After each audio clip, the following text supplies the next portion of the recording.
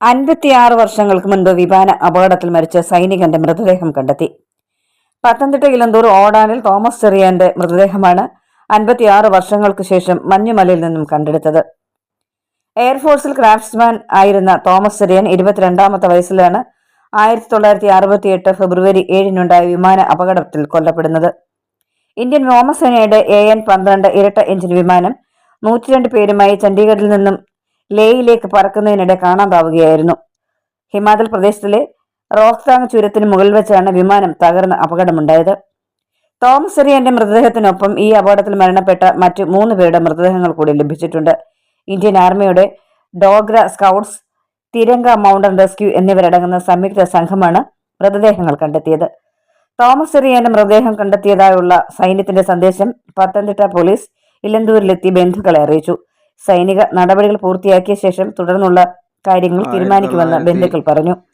68 ഫെബ്രുവരി 7-ാം തീയതി പ്ലെയിൻ മിസ്സായെന്നും പറഞ്ഞ് നമുക്ക് ആദ്യത്തെ അറിയിപ്പ് ടെലഗ്രാം വരുന്നത്. അത് കഴിഞ്ഞ് 2003 ലെറ്റർ വന്നു.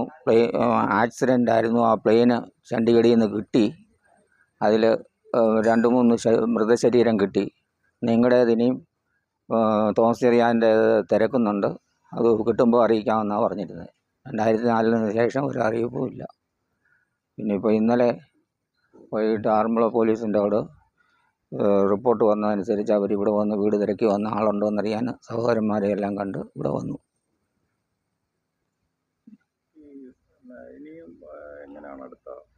ഇനിയും അടുത്തത് അവിടുന്ന് അവരെ അറിയിക്കുന്നതനുസരിച്ച് ഇവിടെ ബോഡി കിട്ടുമ്പം കുടുംബക്കല്ലറയിൽ കാരൂപ്പള്ളിയിൽ അടക്കം ചെയ്യാമെന്നാണ് വിചാരിക്കുന്നത്. അത് സന്തോഷവും അതേ അവിടെ സങ്കടവും ഉണ്ട്.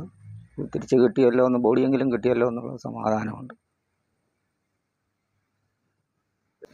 ഇന്നലെ വൈകിട്ട് 7 മണിയോടുകൂടിയാണ് ആറന്മുള SHO ഇവിടെ വന്ന്, സ്പെഷ്യൽ ബ്രാഞ്ചിൽ നിന്ന് ഇവിടെ ആൾ വന്ന് അവർ നമ്മളോട് വന്നു. ആദ്യം തോമസ് ചെറിയാൻ ആരാണ് എന്നുള്ളതിനെ പറ്റി അവർ അന്വേഷിച്ചു.